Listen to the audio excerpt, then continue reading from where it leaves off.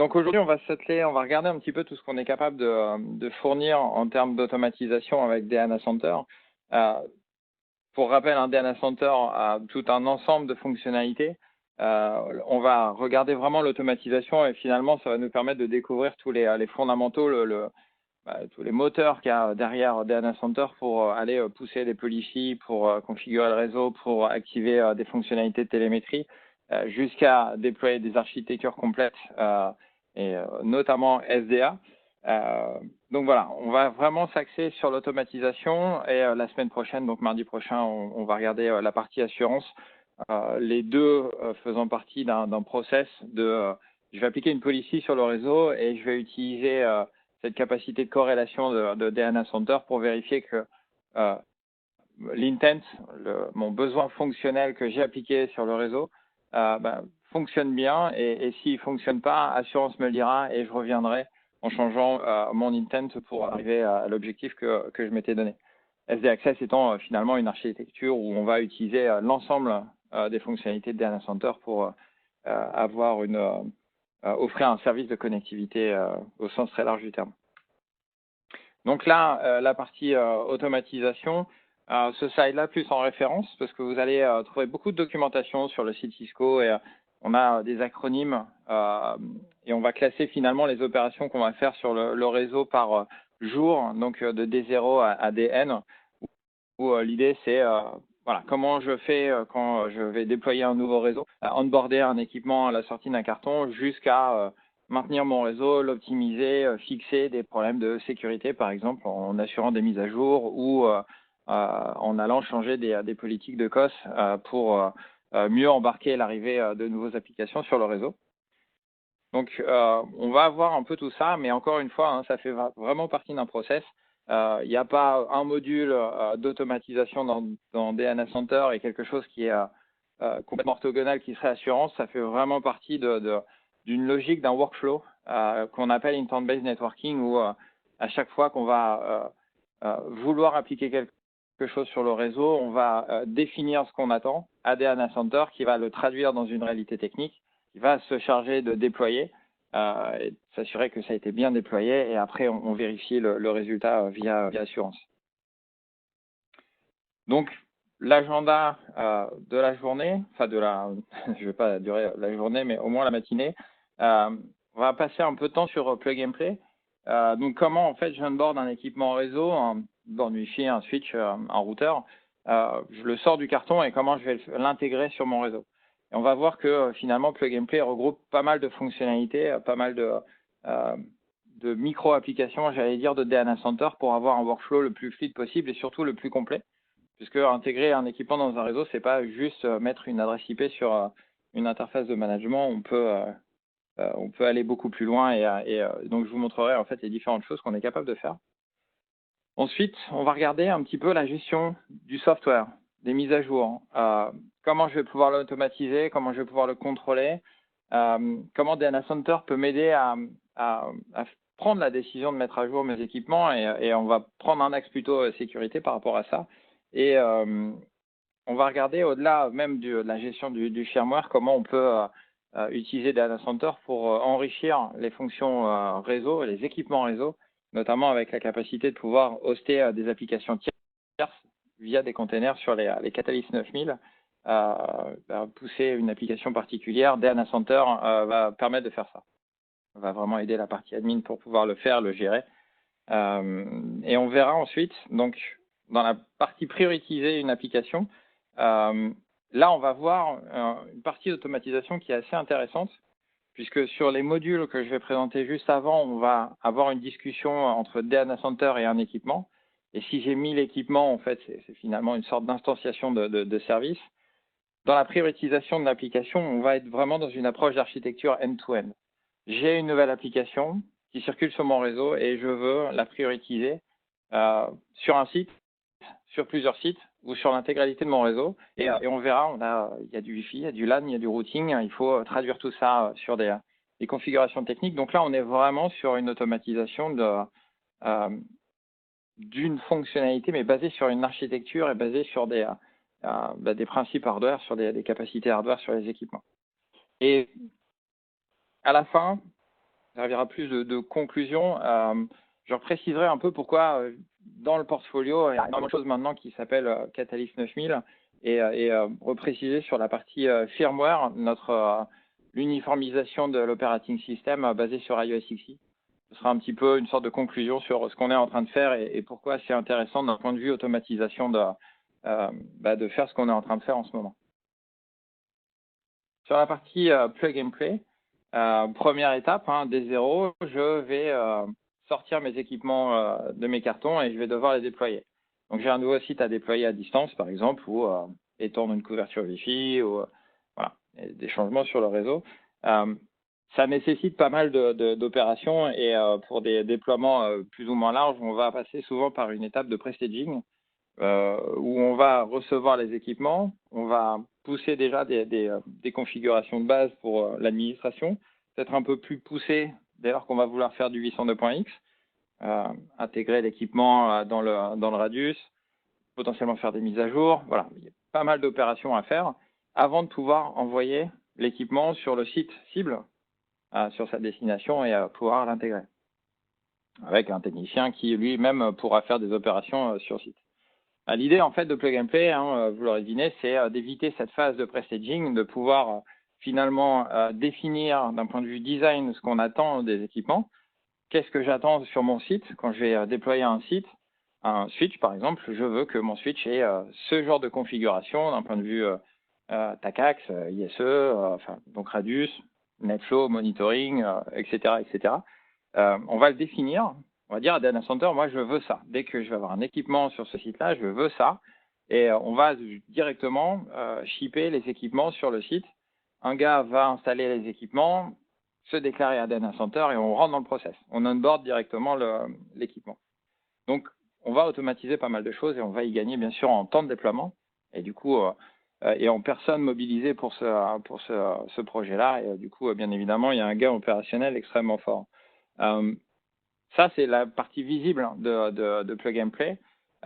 Typiquement, à Cisco Live, je fais partie du NOC avec Federico du NOC de Cisco Live, donc je m'occupe particulièrement de la partie Wi-Fi, mais on a à peu près 500 switches à déployer en 3 jours et demi, grosso modo.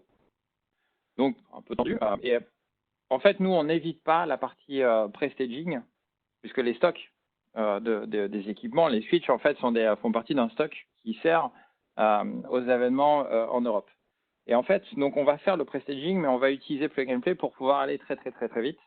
Ce qui fait que pour vous donner un ordre d'idée, en utilisant le Plug and Play, les méthodes Plug and Play, on va prendre à peu près 500 équipements, 400 AD, notamment les compact switch, puisque c'est la majorité des switches qu'on déploie à Cisco Live.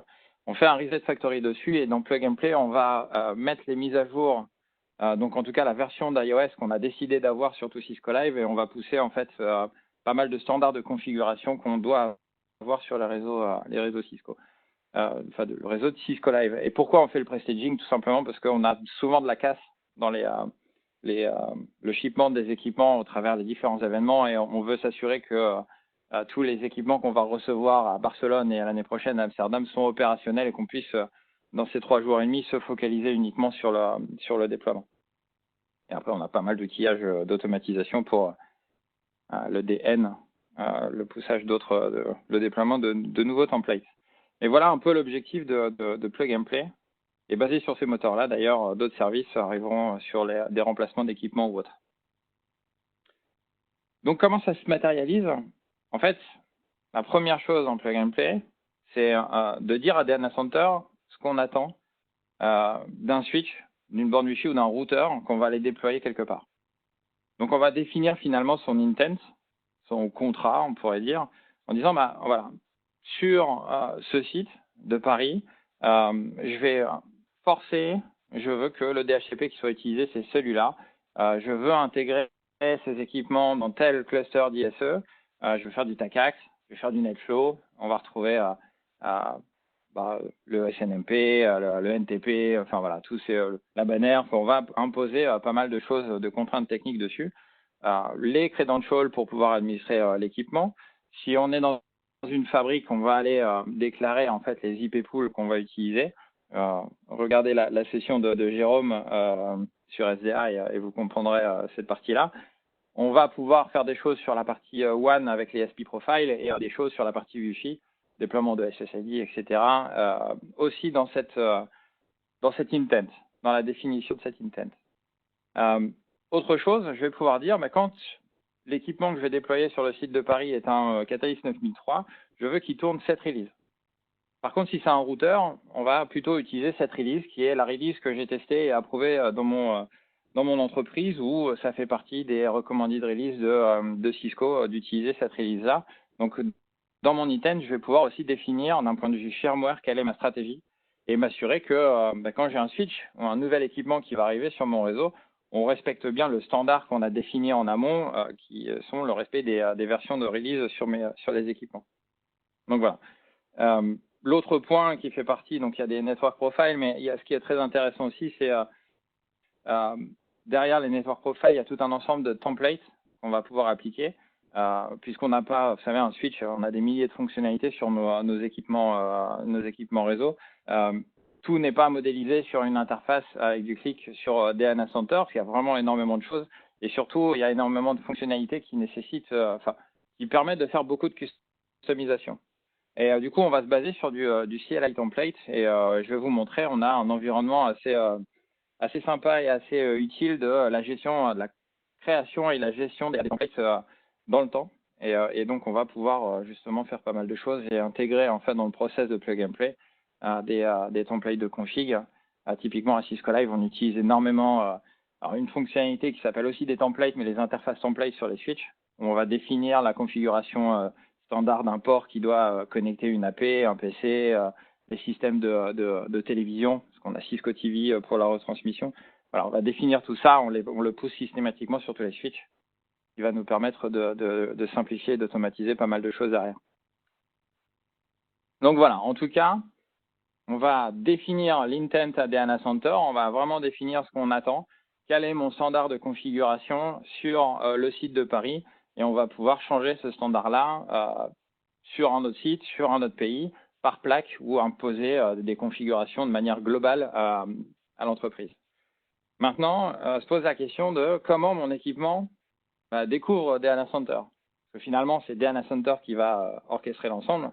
Donc, à un moment donné, j'ai besoin de les faire causer, mon switch ou mon AP, avec le DNA Center. Alors, on va retrouver finalement, pour ceux qui connaissent par exemple le Wi-Fi, vous n'allez vraiment pas être perdu. On va utiliser par exemple une option 43. Donc, vous allez sortir l'équipement, la borne ou le switch, vous allez le brancher, les uplinks sont en client DHCP. On va fournir une adresse IP, on va mettre une option 43 à l'intérieur.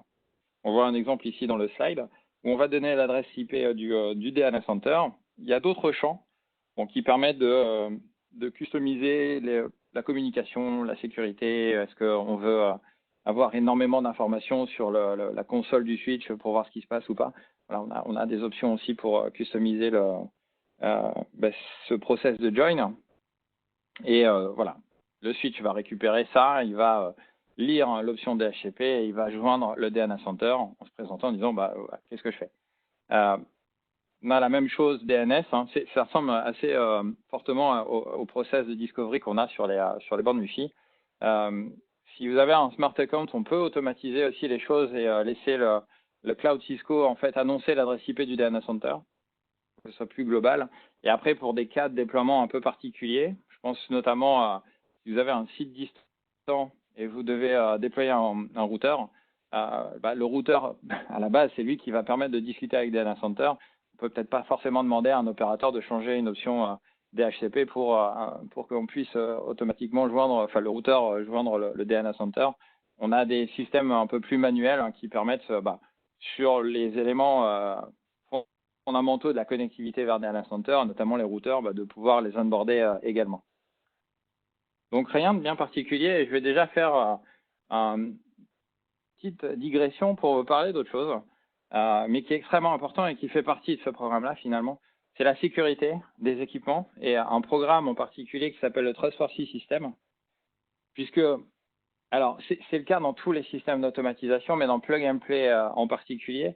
Alors, ce qu'on est en train de dire, c'est que potentiellement, les équipements ne vont pas arriver au service IT, on va les shipper directement à 1000 km directement sur site, et même potentiellement, le déploiement va être fait par quelqu'un qui n'est pas une personne réseau.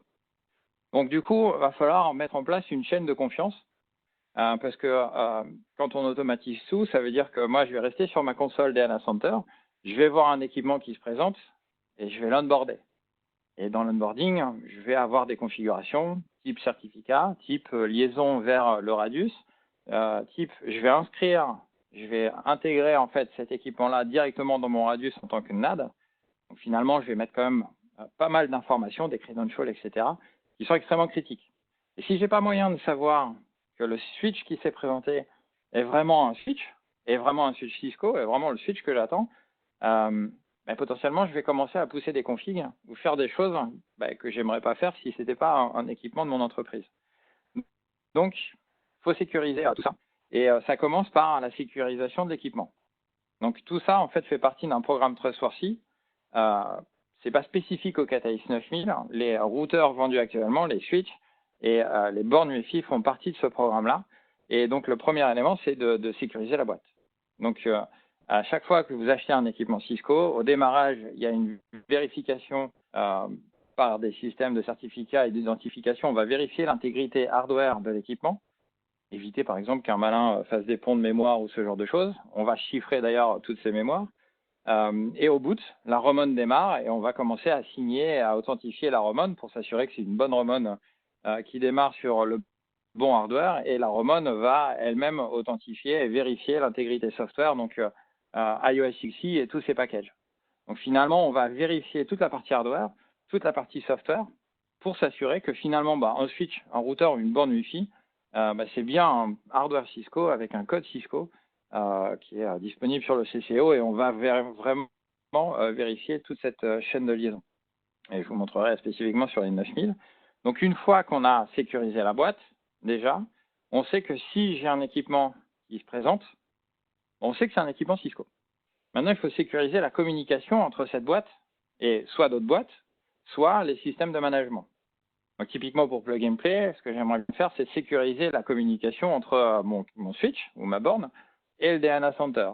Et à ce moment-là, en fait, on intègre toujours par certificat des systèmes d'authentification forts pour que si mon switch se présente à DNA Center, on sécurise complètement la communication et on authentifie le device pour être sûr que j'ai bien assuré que c'était un switch Cisco avec le bon firmware et que c'est le bon switch que j'attendais qui se présente à DNA Center. Et on le verra un peu plus tard dans la présentation, on peut enrichir nos équipements avec des containers. Là encore, on est capable de mettre en place tout un système de signature pour faire en sorte que seuls les containers que j'accepte soient déployés sur les switches et pas se retrouver avec des choses un petit peu bizarres. Donc tout ça fait partie d'un programme qui s'appelle Trustworthy System. Bien évidemment, les Catalyst 9000 font pleinement partie de ce process-là. Et dès lors qu'on va rentrer dans des systèmes d'automatisation, voire des systèmes d'automatisation où on ne va même plus intervenir, c'est-à-dire qu'on peut demander à DNA Center, on va donner son intent et laisser DNA Center faire tout automatiquement. On a besoin de sécuriser toute la chaîne de liaison et avoir finalement un système de confiance end-to-end. Voilà, donc je voulais faire un petit aparté parce que c'est l'automatisation, c'est important, mais il faut sécuriser les fondamentaux pour être sûr qu'on ne commence pas à déployer des choses qu'on n'aimerait pas déployer sur des équipements qui ne sont pas, entre guillemets, certifiés. Voilà, petite digression sur cette partie-là. Donc, on a vu Plug and Play, on a vu grosso modo qu'est-ce qu'un intent. On a vu comment un équipement va découvrir le DNA Center pour le joindre. Je n'ai pas voulu passer trop de temps sur la communication entre un équipement réseau et le DNA Center, mais bon, bien évidemment, tout est chiffré. Dans cet intent, on a donc cette possibilité, je vous ferai les démos, d'insérer en fait des templates. Alors, il y a plusieurs templates, ça peut être juste un énorme fichier de configuration avec pas mal d'infos dedans. On peut y intégrer des variables, on peut y intégrer des boucles. On peut faire ce qu'on appelle des templates composites. Donc là, c'est plus pour la gestion. Plutôt que d'avoir un gros fichier avec énormément de choses dedans, on va être capable de créer un template et un sous-template spécifique sur le 802.x, sur des éléments de sécurité à l'accès, sur un autre template sur la partie NetFlow, etc., etc. Et les interfaces templates, par exemple.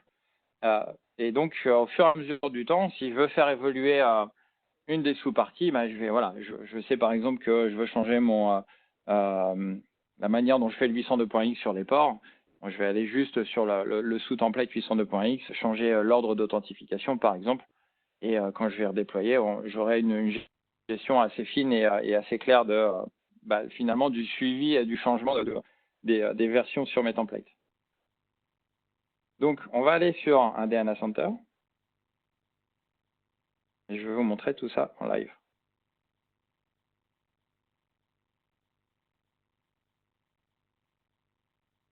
Donc là, je suis sur un DNA Center de notre lab qui est basé à Paris.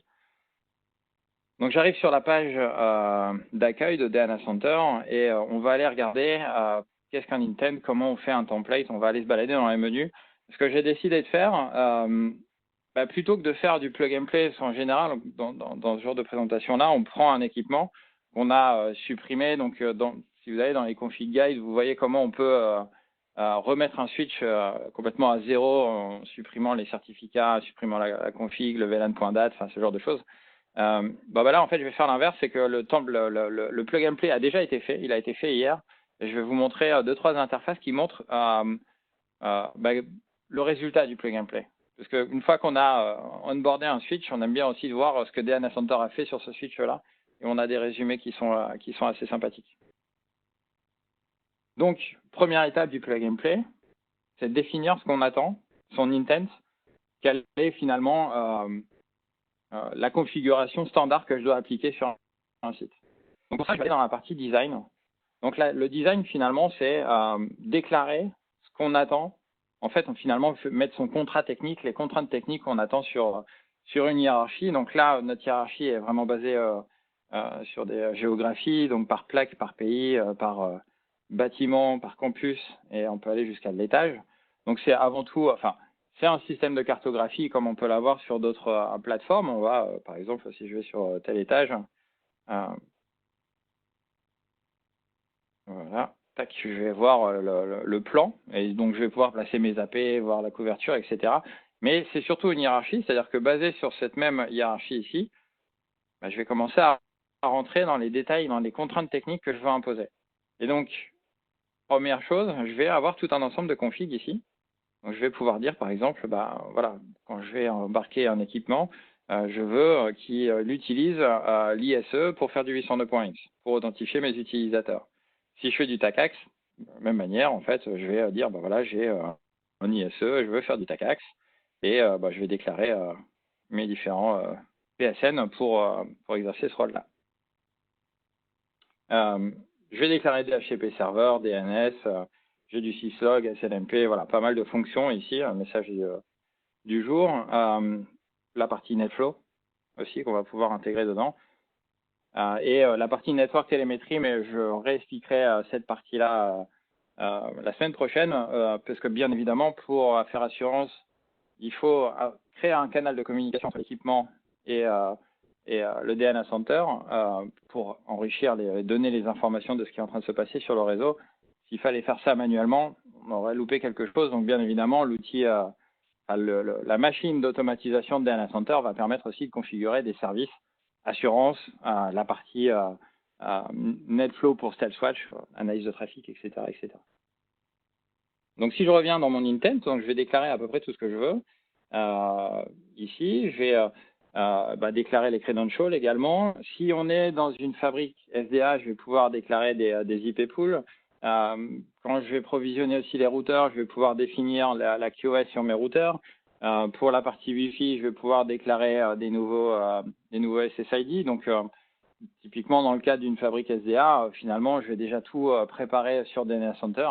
Et après, on va faire tourner en fait toutes les machines d'automatisation de DNA Center pour que la fabrique se déploie presque automatiquement. Vous aurez juste à définir ce que vous attendez sur votre réseau. Donc voilà, on est sur des contraintes techniques, network, très réseau. Là, on va être sur des contraintes techniques plutôt firmware. Quel est le firmware que je veux appliquer, mon iOS que je vais appliquer sur un 9003, sur un 9002, sur un routeur, on le voit ici dans l'exemple, on a des switches industriels, des switches endurcis. Bien sûr, DNA Center sait gérer ces équipements-là. Et donc, on peut faire du plug and play également pour, si vous avez un switch à placer sur un parking ou à l'extérieur, sur une guérite de sécurité, ou en tout cas dans un environnement où on a des contraintes environnementales un peu particulières, on a ce qu'il faut en termes de hardware, et DNA Center, c'est de discuter avec ces équipements pour aussi automatiser pas mal de choses. Donc voilà, je vais appliquer, finalement je vais dire que je veux, quel est mon intent. Et le dernier point, en fait, c'est un network profile. En fait, c'est là où on va pouvoir inclure l'ensemble des templates. Donc, tout ce qui ne fait pas partie, en fait, des fonctionnalités que j'aimerais déployer, mais qui ne sont pas dans les différentes pages qu'on a vues ici, en fait, je vais créer des network profiles. Et en fait, je vais y intégrer ensuite des templates et pouvoir les affecter par site, mais aussi affiner et dire que certains templates ne sont exclusivement réservés à des 9003, à des 9005 ou à des types ou à des tags également. Donc, on va pouvoir affiner tout ça. Donc, on va regarder un petit peu ces templates, à quoi ça ressemble, pardon. D'ailleurs, si je rentre là-dedans, on va voir d'ailleurs qu'on va pouvoir définir des templates qu'on appliquerait en mode plug and play. C'est le premier template que je veux appliquer sur un switch pour l'intégrer à mon réseau. Et après, on a les DN, qui sont plutôt les templates qu'on va provisionner et faire vivre au fur et à mesure du temps pour appliquer des nouveaux standards, changer des configurations, affiner les résultats de configuration sur mon réseau. Donc voilà, et je vais sélectionner ici alors soit par tag, je vais pouvoir affiner aussi la cible des équipements qui doit recevoir ces templates. Et après, bon, bien sûr, je vais pouvoir choisir ce que je veux appliquer. Donc on va regarder ces templates. Alors, une petite astuce, c'est que ici, si vous allez en haut à droite, vous avez un raccourci avec pas mal d'applications. D'accord. Donc j'ai le template editor ici. Sinon, dans la partie homepage, vous avez aussi l'accès à ce entre guillemets module ou cette micro-application. Donc si je rentre dans le template editor, je vais avoir une page, un environnement dédié pour la gestion de mes templates et je vais pouvoir du coup faire à peu près tout ce que je veux. Donc là, on voit par exemple, ici on a une partie dédiée pour les templates onboarding, donc des templates qu'on appliquerait pour du plug and play. Et ce qu'on voit, c'est que, bon, je vous montrerai certains templates, mais on va jusqu'à déployer du DMVPN. Voilà. Encore une fois, le plug and play, c'est un système, enfin, DNA Center discute avec les bornes, les switches et les routeurs. Donc, ce n'est pas exclusivement dédié à un type d'équipement. On peut vraiment se poser sur DNA Center pour enrichir les process de déploiement, par exemple. Et donc, si je clique sur un des templates, vous voyez, là, on est dans un mode où finalement, on déploie quand même une grande partie de la config. Donc là, je suis sur de l'IPsec et on voit par exemple ici que on a des boucles à l'intérieur. Donc c'est pas juste, je fais une config sur un équipement de test, je la valide et je fais un copier-coller dans le template editor. Je vais pouvoir vraiment l'enrichir par des boucles, par des systèmes de variables pour finalement le rendre le plus flexible, ce process de plug and play. Et donc je vais regarder celui-là. Donc ça, c'est le template qu'on a appliqué sur un des 9003 pour le plug and play qu'on a activé hier sur l'équipement. Voilà, bon. Vous connaissez iOS, donc vous connaissez tout ça. Donc, je vous montrerai après tout ça. Ce qui est intéressant, par exemple, sur la gestion des templates, c'est que vous avez bien sûr une gestion du versionning. Donc, au fur et à mesure du temps, vous allez faire évoluer vos templates. Il y a des choses qui ne vous plaisent pas ou voilà, il faut affiner. Vous avez changé, par exemple, votre collecteur NetFlow et il faut changer les adresses IP, par exemple. Ou vous avez enrichi quelque chose, vous avez un nouveau collecteur NetFlow on top de celui que vous avez déjà. Voilà, vous allez pouvoir changer les templates et donc vous allez voir en fait toute la partie versionning ici sur la droite. Donc vous pouvez revenir en arrière. Il y a un système de commit. C'est-à-dire que quand vous allez, pardon, c'est ici, voilà. Quand vous allez créer votre template, vous pouvez travailler dessus, enregistrer les différents changes que vous avez fait dessus, et il ne sera pas encore disponible dans le process de plug and play. Par contre, si vous le committez, vous dites, voilà, maintenant mon template qui correspond exactement à ce que je veux faire, donc en le committant, je le mets à disposition du reste des fonctionnalités de DNA Center, et du coup, là, je vais pouvoir affecter ce template sur un site. Je vais affiner mes variables. Donc, on voit, il y a plusieurs variables ici. Je vais dire quelles sont les variables qui sont obligatoires ou pas. Des default values. Si une personne ne remplit pas le champ ou si dans le script, il n'y a pas d'information sur cette variable, on va mettre une variable par défaut. Voilà, on a pas mal de choses. Pour définir une variable, dans le template editor, on met un $. Donc, si typiquement vous avez des champs particuliers, donc par exemple le password qui est chiffré, il y a des chances que vous ayez un $, dans le password. Donc, à ce moment-là, vous déclarez que le $ n'est pas une variable, ce n'est pas une déclaration de variable, ça fait vraiment partie de la chaîne qui correspond par exemple au password. Et après, vous allez pouvoir même regarder le résultat. Donc là, on est sur un template qui est relativement simple. Il n'y a pas de boucle, il y a juste 3 variables. Mais bon, je vais pouvoir finalement créer une simulation. Donc là, je l'ai appelé DNAD. J'ai rempli les valeurs sur les variables et je vais pouvoir la tourner. Donc je vois mon template. Quand je vais exécuter la simulation, je vois le résultat de ma simulation avec les différentes variables que j'ai remplies. Donc ça, c'est pour la partie template editor. Vous allez pouvoir mettre les différents éléments et ensuite l'intégrer dans votre process plug and play. Assez sexy, assez utile. Et encore une fois, c'est pas juste un copier-coller d'un fichier texte dans un outil. Il y a vraiment toute la partie accompagnement, le système de commit, le système de versionning, la possibilité de faire des simulations. Donc voilà, on peut vraiment tout tester avant et valider avant de le mettre à disposition et de placer ces configurations-là dans l'intent, donc dans ce qu'on attend de plug and play.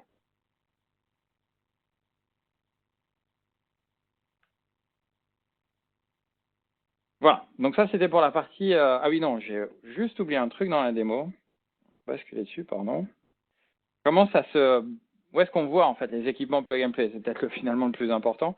Dans la partie design de DNA Center, en fait, je vais définir mon intent. Je vais définir ce que j'attends dans le design. Donc, je n'applique rien, mais j'exige. Donc, je vais dire, voilà, je veux telle release, tel type de configuration. Dans la partie provision, en fait, vous allez avoir la liste de tous les équipements qui sont connus par DNA Center. Donc, ils sont soit opérés. Donc là, typiquement, j'ai tout un ensemble de switches qui sont de bornes Wi-Fi et de routeurs qui sont opérés par DNA Center. Donc, ils ont déjà été provisionnés. On a vérifié les configs, les firmware, etc. On va retrouver le switch qui m'intéresse ici. Pour les équipements qui sont en mode plug and play, donc ça veut dire que DNA Center a été contacté par un switch, mais on ne sait pas encore, ils en attendent de faire quelque chose.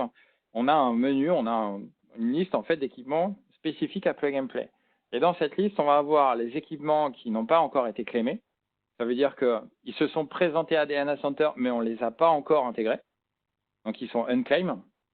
Et on va avoir aussi la liste des équipements qui ont été claimés. Vous allez me dire à quoi ça sert?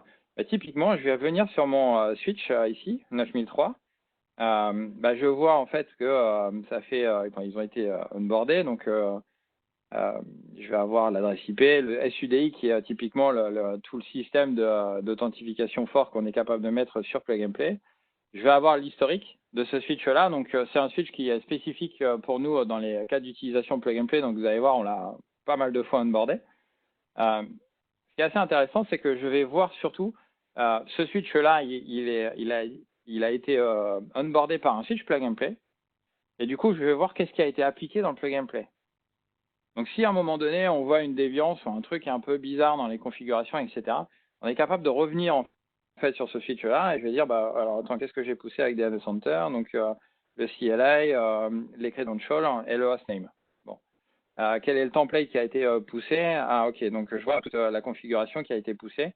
Et ce n'est pas le template, c'est vraiment la configuration exacte avec les variables qui ont été posées dessus.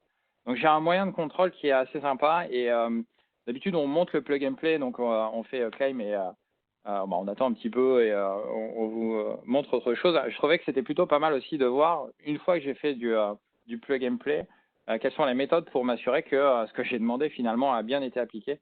Donc voilà, on a tout ça. On a tout ça ici. Et deux manières de faire le claim finalement. Soit un équipement a reçu par exemple via l'option 43 l'adresse IP du DNA Center, se présente à DNA Center et donc il est dans cette liste-là en unclaim. Soit en amont, en fait je prépare l'arrivée de ces équipements-là et en fait je vais définir, je vais déclarer à DNA Center, attends-toi à recevoir, à voir en tout cas cet équipement arriver par un numéro de série par exemple et cet équipement-là, si tu le vois arriver, automatiquement tu le claims, c'est-à-dire que tu vas l'affecter à un site. Et en l'affectant à un site, on hérite finalement de toutes les items que j'ai pu placer dans la partie design.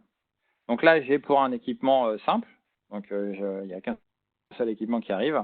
Si c'est le déploiement d'un site, à ce moment-là, on va pouvoir le faire finalement un fichier CSV et scripter l'intégralité des équipements qu'on va avoir. Et s'il y a vraiment beaucoup de sites et si vous avez beaucoup d'équipements et si vous avez un smart account, à ce moment-là, on est capable d'intégrer nos process d'ordering directement dans le smart account. C'est-à-dire que vous achetez une vingtaine de switches, vous avez un numéro de smart account, donc vous avez un compte qui fait gestion des licences, qui est vraiment votre environnement de licences et de commandes sur Cisco. Et donc, au manufacturing, en fait, on va déclarer les numéros de série dans votre smart account. DNA Center discute avec le smart account, récupère les numéros de série, vous sélectionnez les équipements, donc ils ne sont pas encore arrivés chez vous, que vous avez déjà les informations, et vous dites, ces équipements-là, ils sont destinés au site de Paris. Donc vous les sélectionnez, puis après vous faites votre claim et vous l'affectez à un site. Donc là, encore plus automatique. Et après, vous avez tout un ensemble d'API qui fait que vous pouvez développer vous-même une petite application web qui va permettre de donner à DNA Center les informations, une MAC adresse, numéro de série ou ce genre de choses. Et pour vous monter un peu le process, le principe, si on a un équipement, on va faire du plug and play un peu manuel. On va claimer un équipement, je vais prendre un équipement, je vais l'affecter à un site et next, je vais définir ce que j'attends. Donc l'Advanced Configuration, là, j'ai pas de template. S'il y avait des templates, c'est ici que je verrai mes templates et que je pourrais définir, remplir en fait finalement les variables que j'ai à remplir. Voilà, donc c'était pour la partie plug and play et template editor. On reviendra d'ailleurs sur les interfaces pour la partie mise à jour parce que finalement dans le process de plug and play, on est capable de faire ces mises à jour. Les RMA, donc j'ai déployé mon nouveau site, il fonctionne et d'un coup il y a un énorme orage, le bâtiment se prend la foudre et je perds un équipement. Je fais foudroyer, le truc mort. Donc il va falloir faire un RMA et du coup remplacer cet équipement-là. Donc pareil, est-ce que je fais du pre-staging, je repousse les configs que j'avais sauvegardés et je l'envoie après sur le site pour remplacement, ou est-ce que j'automatise tout ça? DNA Center maintenant a un workflow spécifique pour le RMA.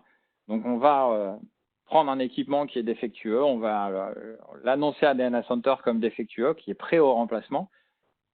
Et on va dire quel est le switch, l'équipement de remplacement qui a été ciblé, et DNA Center se charge du reste. Donc, ce n'est pas juste un copier-coller de config. On va jouer sur les licences, on va jouer sur le certificat. L'ancien équipement, il est enregistré probablement dans un radius dans l'ISE pour la partie 802.x. On va gérer ça, on va pas, faut pas oublier de supprimer le NAD. Donc, tout ça, DNA Center va le gérer et on va le complètement automatiser pour simplifier les choses. Donc, j'ai gardé ce slide parce que typiquement, on nous pose souvent la question, mais est-ce que je peux récupérer les configurations dans DNA Center? Donc oui, DNA Center stocke les configurations des switches. On les sauvegarde assez régulièrement. On a accès sur l'interface. Si j'y pense, je vous montrerai. On va pouvoir voir les configurations et même les télécharger. Sinon, vous avez même aussi l'accès aux configs par des API.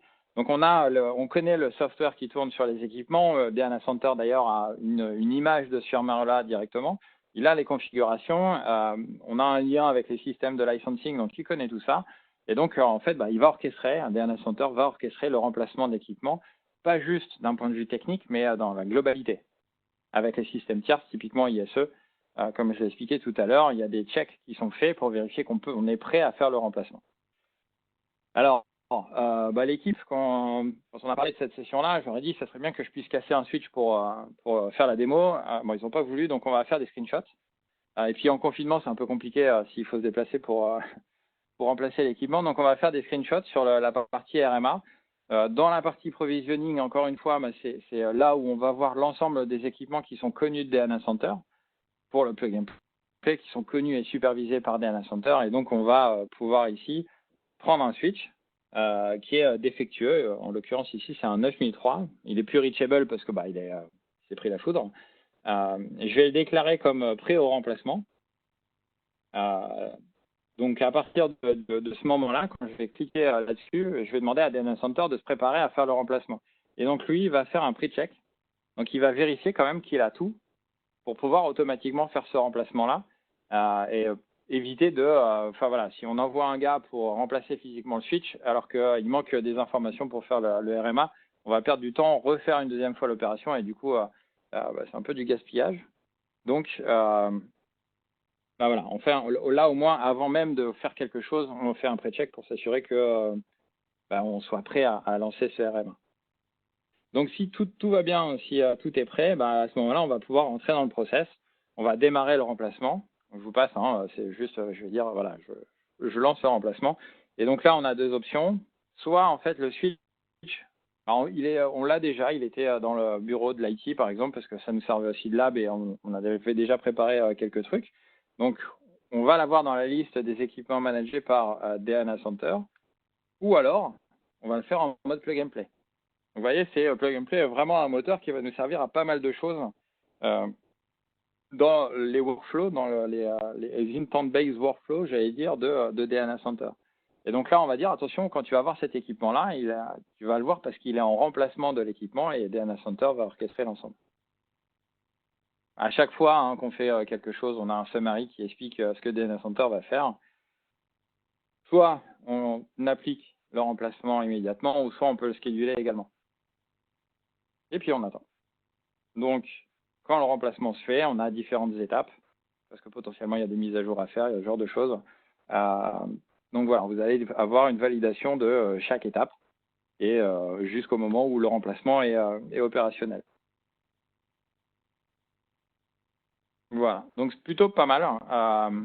C'est juste pour vous montrer que le plug and play sert déjà à pas mal d'autres services.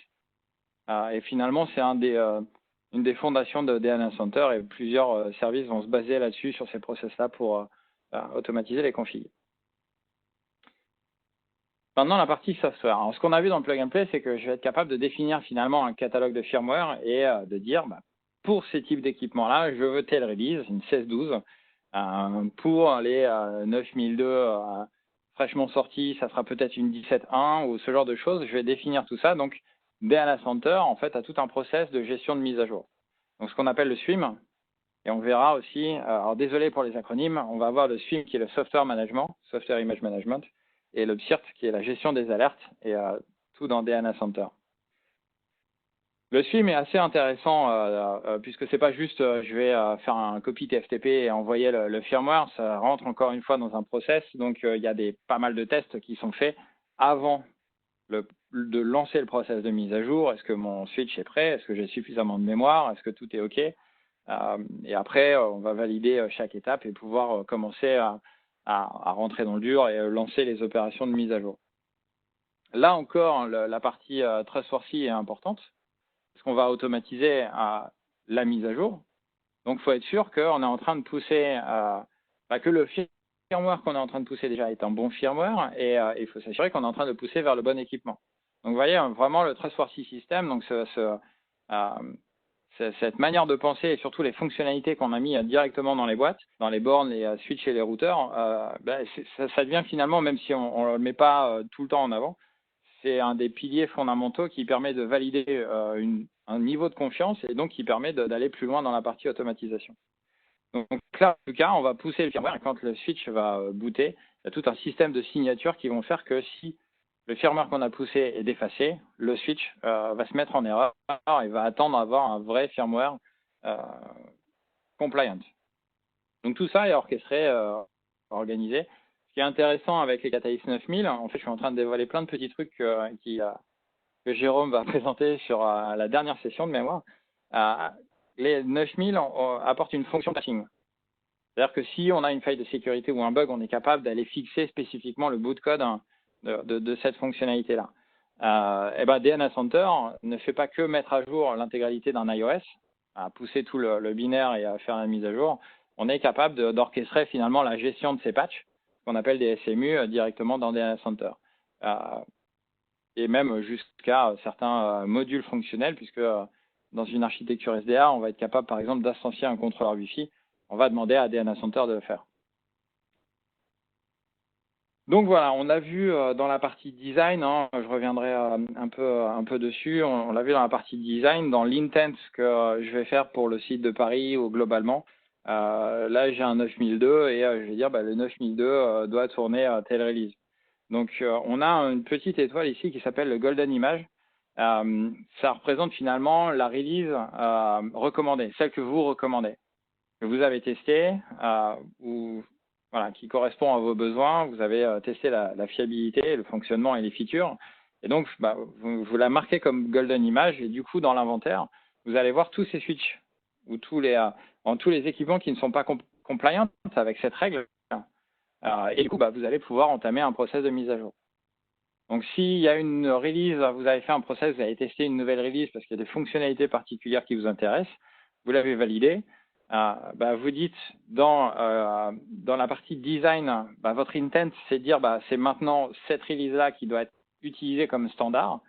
Bah, quand vous irez dans la partie inventaire, vous verrez la liste de tous les équipements qui ne sont pas compliant avec ça. Et du coup, avec cette nouvelle règle, ce changement d'intent, et du coup, bah, après, on va pouvoir lancer les opérations et bah, finalement arriver à la cible qui est de dire bah, ce sera la 17.1 par exemple qui sera la release supportée spécifiquement pour validée pour ce type d'équipement. Et à chaque fois, hein, donc dans toutes les opérations automatiques, on a bien sûr des retours pour vérifier que chaque étape est bien faite. On va vérifier aussi les configs et pas mal de choses. Et pour quelles raisons on irait changer le software? Alors, bah, une des raisons, c'est des nouvelles fonctionnalités qu'on intégrerait sur les iOS, sur les codes, les firmware, bien sûr. Une autre raison, c'est peut-être une faille de sécurité, une alerte qui est apparue sur un équipement. Et donc, il faut le fixer parce que le RSSI veut que on fixe toutes les alertes dans les 6 mois ou dans les mois, dans un mois. Enfin, voilà, taux de réponse sur les alertes de sécurité assez rapide. Bon, ça, je vous passe. Hein, imaginez bien, la sécurité est importante. Il faut savoir qu'on a tout un système de process chez Cisco pour tester en permanence. On a un système d'alerte sur les failles de sécurité. On a ce qu'on appelle des PIRT, où on annonce les failles de sécurité, la rémédiation, enfin la description de la faille, la rémédiation, les équipements qui sont impactés. Il y a un scoring qui est fait pour savoir quelles sont les failles les plus importantes et celles qui sont moins. Ça permet aussi de créer des ordres de priorité sur les actions à prendre sur le réseau. Enfin, on a toute une base de connaissances finalement autour de ça. C'est disponible sur le site Cisco. De mémoire, c'est disponible aussi via des API. Et DNA Center discute aussi avec cette base de connaissances-là pour vous faire une liste finalement des équipements qui sont impactés. Donc DNA Center connaît votre réseau, il l'a qualifié, il connaît les releases, il connaît les configurations que vous avez sur vos équipements. Et là, une discussion en lien particulier avec la base de connaissances sur cisco.com. On fait juste le lien et on va vous dire quels sont les équipements qui sont impactés. Est-ce que l'alerte est importante ou pas, et du coup, après, on va pouvoir enclencher un système de mise à jour, par exemple, pour remédier à un problème. Donc, on va faire la démo. Je vais revenir dans mon DNA Center. Donc, petit raccourci, Security Advisory.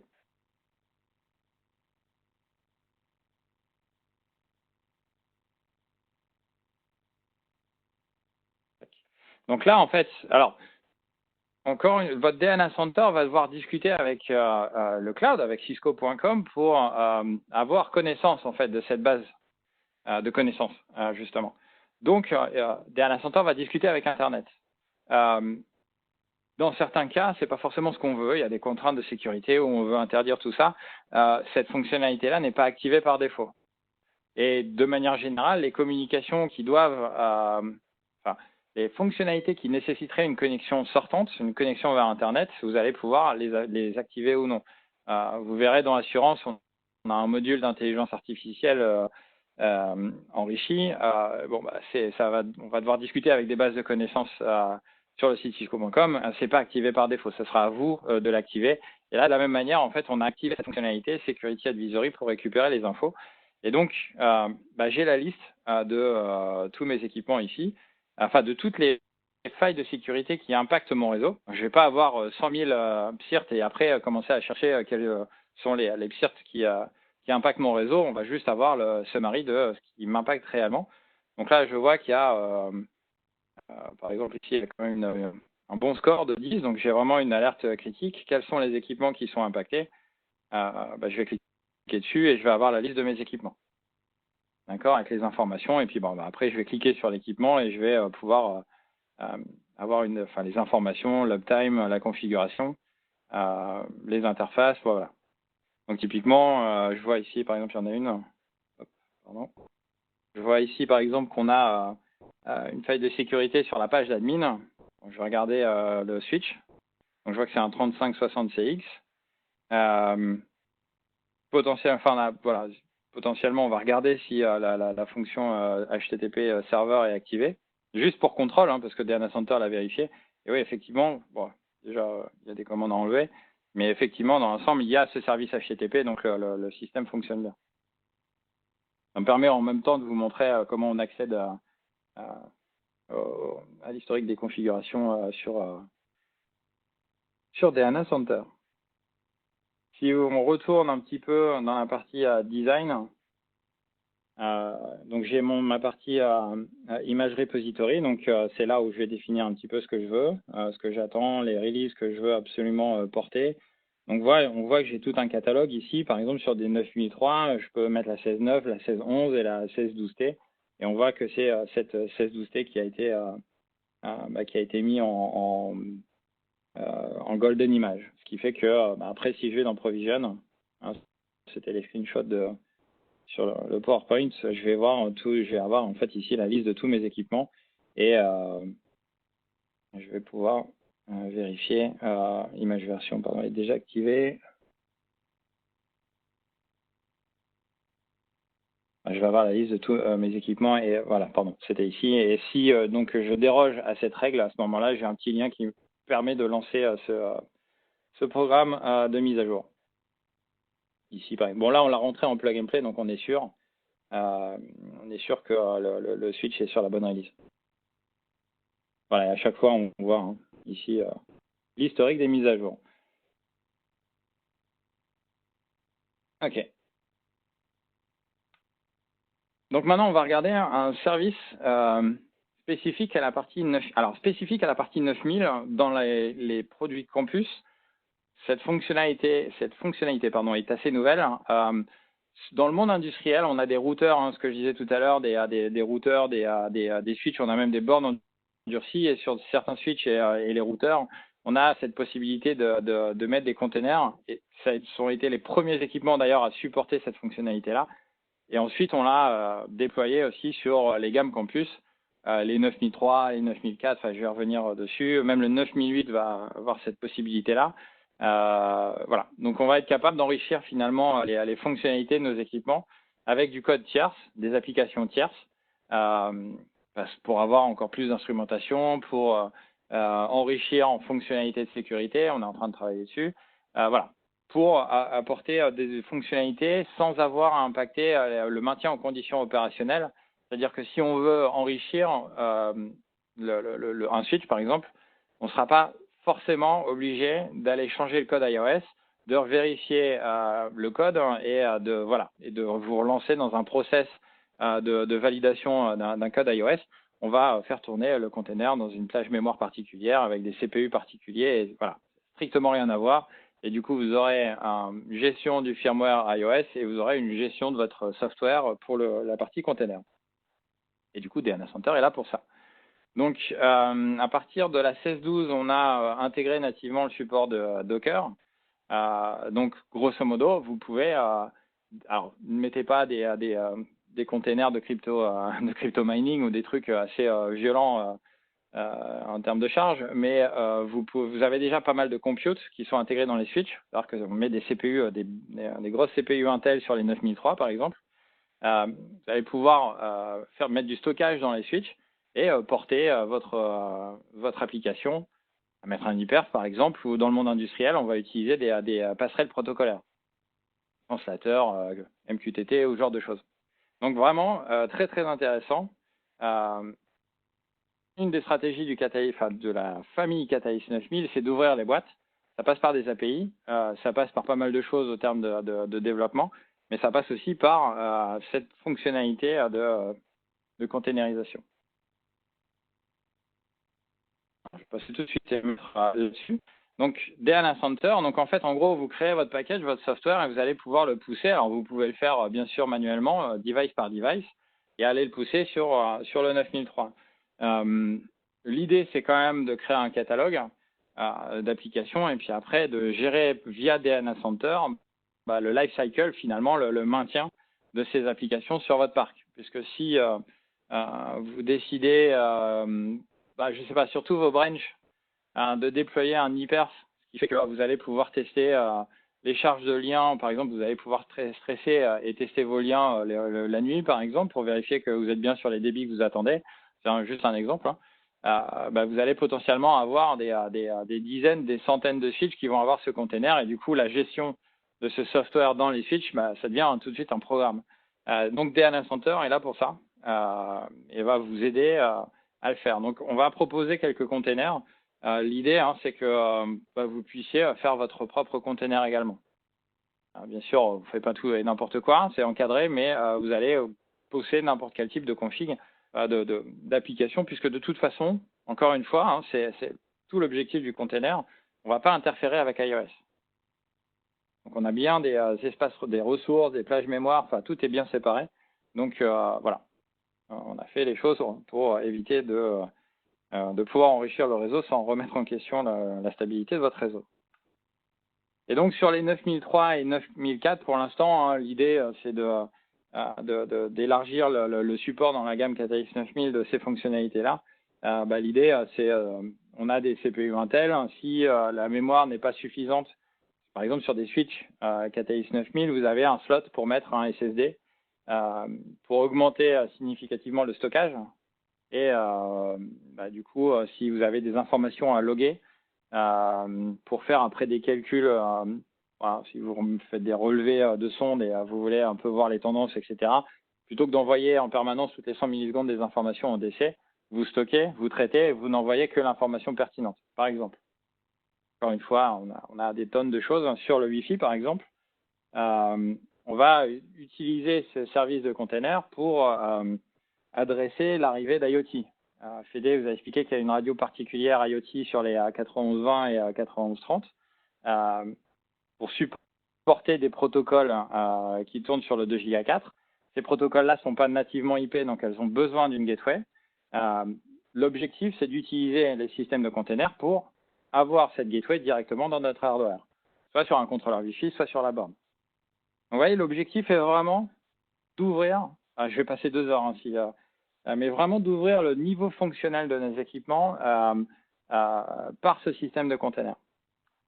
Alors, comment, on va regarder un petit peu à quoi ça ressemble à côté des NAS Center. Ce sont des petites démos, c'est juste pour vous montrer un peu à quoi ça ressemble. Il y a des choses dans l'automatisation d'ailleurs que je ne vais pas montrer dans les slides, parce que je suis quand même assez bavard. Par exemple, si vous voulez, je vais prendre le cas de Cisco Live. Cisco Live, on sécurise notre réseau, alors par Umbrella et par différents services, mais il y a un service qui est extrêmement critique pour nous qui s'appelle StealthWatch. Donc tous les équipements font du NetFlow. On envoie tous les NetFlow, mais vraiment full NetFlow à StealthWatch. Du coup, on a une matrice, on voit complètement tous les flux qui circulent. Et ça nous permet de valider que notre segmentation est bien effective. Parce que, comme dans une entreprise, un réseau de Cisco Live, vous avez donc vous, les invités, mais il y a le réseau Cisco. On a un réseau spécifique pour le NOC, spécifique pour Cisco TV, pour les retransmissions. On a des réseaux un peu plus critiques où on va embarquer des équipements de bêta ou des prototypes, par exemple. Donc là, et ils ont besoin d'accéder à des data centers spécifiques Cisco. Donc on va les mettre aussi dans une zone de sécurité particulière. Et on va faire en plus de l'analyse de trafic chiffré. Alors, il faut le configurer sur le réseau. Vous allez sur DNS Center et il va vous dire les équipements qui sont éligibles à cette fonctionnalité-là et vous le déployez automatiquement. C'est une fonction qui est extrêmement intéressante parce que du coup, vous pouvez définir ce que vous ne voulez pas voir sur le réseau et générer des alertes. C'est ce qu'on fait à Cisco Live. Si on voit du trafic qui passe de la zone invitée à la zone Cisco, on a des alertes, ça sonne dans tous les sens et on va corriger. le truc. Donc, bon, voilà. Petite digression aussi sur d'autres fonctionnalités qu'on a sur notre réseau. Les 9003, les 9008, enfin les routeurs, les switches et les contrôleurs Wi-Fi font de la visibilité applicative. DNA Center et notamment la partie assurance, on verra la semaine prochaine, s'intéresse beaucoup à ça. On récupère les infos. Vous pouvez déployer la fonctionnalité par ici. Et donc, on va regarder cette possibilité de faire de porter des containers. Vous voyez qu'on a déjà des applications ici. Voilà. L'idée, c'est vous créez votre application et vous allez pouvoir la porter dans DNA Center et après dire, voilà, je veux pouvoir le déployer sur tels équipements. Donc là, j'ai porté mon application. On a tout un système de mise à jour de l'application. Et après, je vais faire install et je vais prendre un switch cible ou plusieurs switches cibles, par exemple, ou routeurs, parce que les routeurs peuvent faire ça aussi. Et on va aller poster directement ce container dans l'équipement. Et si demain, il y a une mise à jour à faire, on va pouvoir le faire. Donc, je voulais juste vous montrer parce que on a quelques exemples ici dans l'interface. Voilà. Donc, assez intéressant en termes d'évolutivité sur cette plateforme.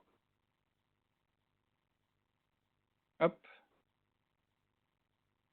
Donc là, comme je le disais en intro, on a vu des fonctionnalités où on n'a pas une dimension end-to-end. On n'a pas une dimension d'architecture dans tout ce qu'on a montré là. C'est-à-dire que DNA Center a une visibilité de tous les switches et de tous les équipements réseau et va pouvoir orchestrer un système de mise à jour ou un système de déploiement de nouveaux templates, voilà, unitairement équipement par équipement et l'adapter en fonction des équipements. Là, je vais vous montrer une fonction où, pour le coup, on va dire à DNA Center ce qu'on attend. On va donner le spectre, donc le scope plutôt de cette action-là. Donc là, ça va être sur le sujet de la QoS. On va donner le scope, donc tous les équipements qui doivent respecter en fait cette intent, ce besoin de QoS. Et c'est à DNA Center de traduire tout ça, tout le schéma de QoS, en fonction du scope et surtout en fonction des capacités d'un équipement. Et quand je dis capacité, alors bien sûr, il y a le nombre de queues qu'on est capable d'avoir entre un 2960X et un 9003, par exemple, mais il y a surtout des routeurs, des switches et des bornes Wi-Fi. Et la QoS en Wi-Fi n'est pas exactement la même que sur un switch. Ça sera à DNA Center de prendre l'intent, que vous allez voir, c'est vraiment une vision simplifiée, on va dire ce qui est prioritaire et ce qui ne l'est pas, et ça sera à DNA Center de le traduire, de décrire, de finalement construire un modèle technique, un modèle fonctionnel, et après de le déployer. Donc, c'est vraiment, là, on commence à rentrer vraiment dans des systèmes d'automatisation end-to-end. Et donc, DNA Center a une liste de compatibilité qui est quand même assez large au niveau des équipements. On a le routage, le Wi-Fi et les switches. Et sur la gamme actuelle, donc on parle beaucoup des KTX 9000, mais un DNA Center s'est adressé à un 2960X, un 3850, un 3650, des 4005, etc., etc. Et au-delà même de savoir l'adresser, il connaît les capacités de ces équipements-là. Encore une fois, un 2960 n'a pas les mêmes capacités de traitement et de gestion et n'a pas pas les mêmes buffers qu'un 9003, par exemple. Une borne Wi-Fi, dans le Wi-Fi, la QoS est un peu particulière. On va avoir une gestion via WMM, voilà, sur le niveau 2, tout ça. Donc, voilà, c'est un peu différent et bon, c'est assez complexe. Donc, ce qu'on a fait, c'est que on a des CVD chez Cisco, des Cisco Validated Design, et finalement, DNA Center se repose beaucoup là-dessus. En fait, on a un énorme lab, on teste nos fonctionnalités dans une grosse architecture, hein, on déploie vraiment un réseau d'entreprises, et très sérieusement, un très très gros réseau d'entreprises en lab. On fait circuler pas mal de tests, et puis on vous dit à la fin, voilà, j'ai fait ça de cette manière, avec ces équipements-là, et ça marche. Donc un Cisco Validated Design. Et sur la QoS, c'est typiquement ce qu'on a fait. On a différentes applications, on va les mapper avec telle priorité pour les placer dans telle queue, et en fonction des équipements, on va le faire comme ça. C'est un document qui est très léger de 400 pages, que tout le monde a bien sûr lu. En fait, on a modélisé tout ça dans le DNA Center, et l'idée, c'est de manière très simple de définir ce qui est prioritaire pour le réseau, qui est une application normale pour le réseau, et pour le business, c'est pas pour le réseau, hein, et tout ce qui est irrelevant, donc la première chose qu'on va dropper quand on aura un problème, par exemple, de congestion. Donc finalement, il y a énormément de choses techniques qui vont être absorbées et modélisées dans un validated design dans DNA Center. Et ce qu'on va demander, ce que DNA Center va vous demander pour définir l'intent, c'est qu'est-ce qui est important, relevant, qu'est-ce qu'on doit supporter normalement, donc le default, et quelles sont les applications qu'il va falloir dropper au moindre problème. Donc là, on est dans la partie irrelevant. Vous allez définir tout ça dans DNA Center. Donc, il y a déjà un template qui est fait par défaut, et après, vous allez pouvoir, je vais vous montrer dans la vidéo, vous allez pouvoir, si vous avez des applications spécifiques, les déclarer et les placer aux bons endroits. Vous faites deploy, donc on définit le scope, et DNA Center va tout orchestrer pour l'appliquer. Donc, c'est une fonctionnalité qui est extrêmement importante parce que là, on voit vraiment de l'automatisation avec une adaptabilité sur les capacités hardware. On n'est pas juste à, voilà, je monte un canal de communication, netconf ou SSH, je pousse une config et je coupe. Non, non, c'est vraiment, on va modéliser, valider, vérifier chaque équipement et après pousser. Et la capacité de revenir en arrière. Donc, alors, on a fait la vidéo, on a pour la démo, là, je vais me baser sur une vidéo, pour des raisons évidentes des contraintes que nous impose ce confinement. Juste, ce que je disais tout à l'heure, on est dans un process qui est global, donc vérifier que l'application fonctionne bien sur le réseau, on a assurance pour ça. On a l'instrumentation sur le réseau, donc assurantiel récupérer et vous dire si tout se passe bien ou pas. Donc, quand on va pousser une config sur le réseau, en fait, on va aller dans Policy. Et dans la policy, on va mettre des contrats. Donc, ça peut être des contrats de sécurité, ça peut être des contrats de qualité de service. Alors, j'ai bouclé. Je vais revenir 2 secondes là-dessus. Donc, quand je vais cliquer en fait dans Policy, je vais avoir pas mal de choses en termes de sécurité et assez, sur la micro-segmentation, il y a pas mal de choses qui sont très orientées SDA, mais pas que.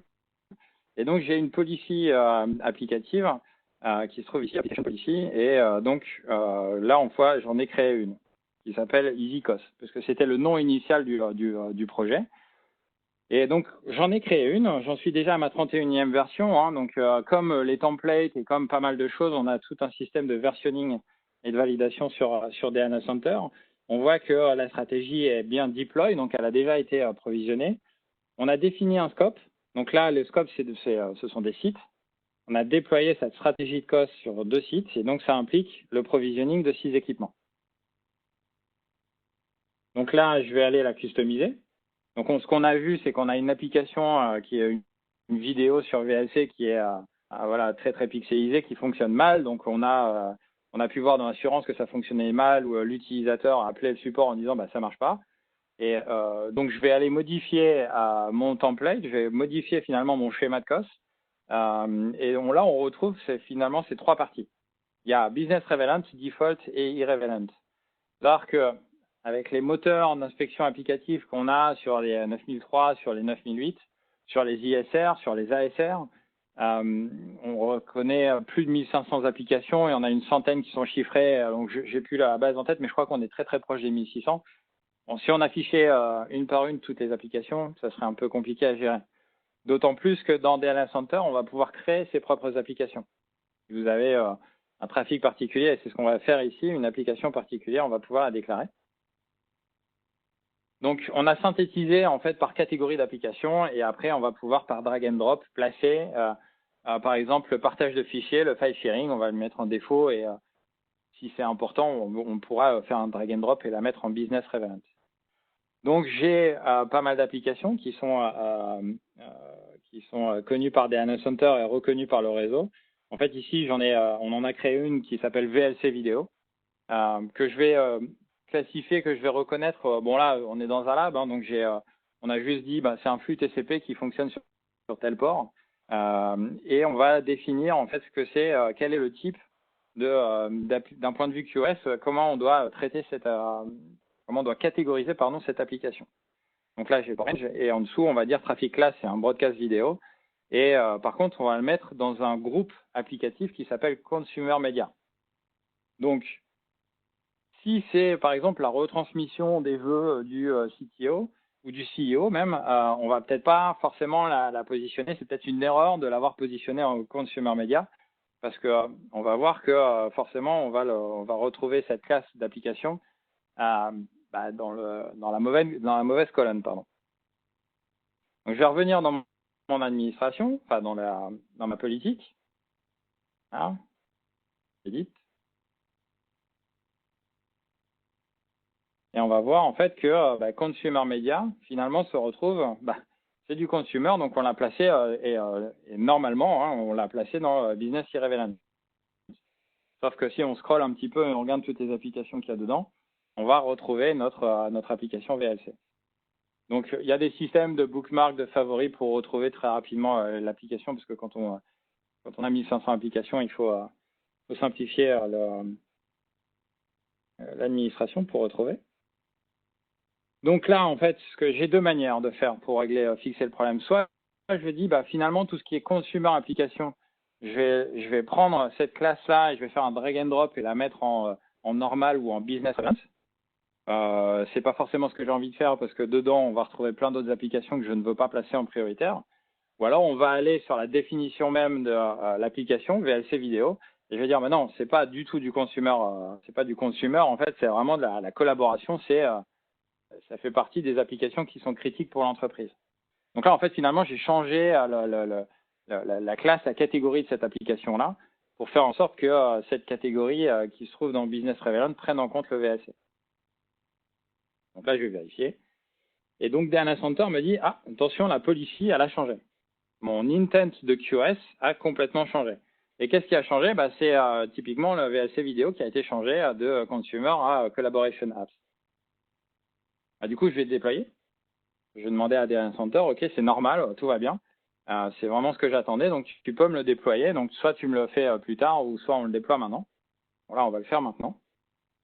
Donc, DNA Center va recréer finalement un template de config basé sur les équipements qui font partie du scope. Elle va découvrir, on va pousser les configurations et on va voir. Donc, il y a 6 devices dans l'exemple à les provisionner. Donc, va falloir à peu près 1 minute ou 2 minutes. Enfin, ça va dépendre vraiment de votre type de déploiement. On va écouter finalement VLC commence à bufferiser et puis on voit que maintenant il n'y a plus de drop sur la classe parce qu'on a mis en priorité et donc la vidéo fonctionne bien. Donc cette fonctionnalité-là est assez intéressante. Il faut quand même bien comprendre, c'est que on va se baser en fait sur le CVD Cisco. Donc si vous avez déjà travaillé en fait sur votre propre template de QoS, on va plutôt aller travailler sur les templates editors avec DNA Center. Par contre, si vous voulez appliquer finalement ce CVD-là, utilisez EasyCos. En 2 minutes, vous définissez juste vos applications et la manière dont vous voulez définir ce qui est important, normal ou irrelevant. Vous faites deploy et vous avez déjà toute votre QoS qui va être faite.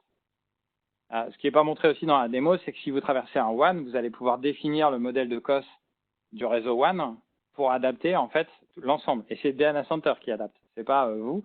C'est vraiment complètement traduit et appliqué par DNA Center. Voilà pour la partie EasyCos. Donc vraiment de l'automatisation end-to-end. Maintenant, voilà, on arrive vers la fin de ma présentation. On va faire un peu de recul parce que bon, vous avez vu, on a appelé beaucoup de choses Catalyst 9000 maintenant. En fait, finalement, on a une stratégie full stack et c'est surtout une stratégie software full stack. C'est-à-dire que quand vous regardez un ISR aujourd'hui, un 4000, quand vous regardez un 9008, un contrôleur Wi-Fi, quand vous regardez un switch, la Catalyst 9002, 9003, un 3850, les 3650, on tourne iOS 6E. On tourne iOS 6E et on va tourner en fait le même firmware. Donc, en termes de programmation, d'automatisation, c'est assez intéressant parce qu'en fait, on va afficher exactement les mêmes API. Et donc, si vous avez des programmes à faire, en fait, plus on va homogénéiser finalement l'infrastructure et plus ça va être facile de développer des choses et d'automatiser. Et c'est typiquement pour ça qu'on utilise beaucoup iOS 6E maintenant. C'est que pour DNA Center, c'est beaucoup plus simple finalement d'appliquer des configurations. Donc c'est ce qu'on appelle le full stack. Et donc la stratégie DNA repose là-dessus. On a retravaillé nos ASIC pour qu'ils soient programmables et flexibles, s'adapter à l'arrivée du VXLAN, le retransmettre en MPLS et peut-être demain de nouveaux protocoles. iOS 6 qui va exposer des API et notamment via les modèles Young tout un ensemble de choses et qui va être uniformisé sur les switches, les routeurs et les bornes Wi-Fi. DNA Center va clairement exploiter ces API-là, mais ça peut être également aussi vos propres applications. Donc voilà la stratégie full stack et voici une des raisons pour laquelle énormément de choses dans cette stratégie campus s'appelle Catalyst 9000. Voilà, j'en ai fini pour ma présentation. On va rester connecté, on va regarder en fait toutes les questions. Et je vais répondre à toutes les questions je vais aider Jérôme, je pense, et toute l'équipe à répondre à vos questions. Je vous remercie beaucoup et je vous souhaite une très bonne journée et donc à la semaine prochaine pour la partie assurance.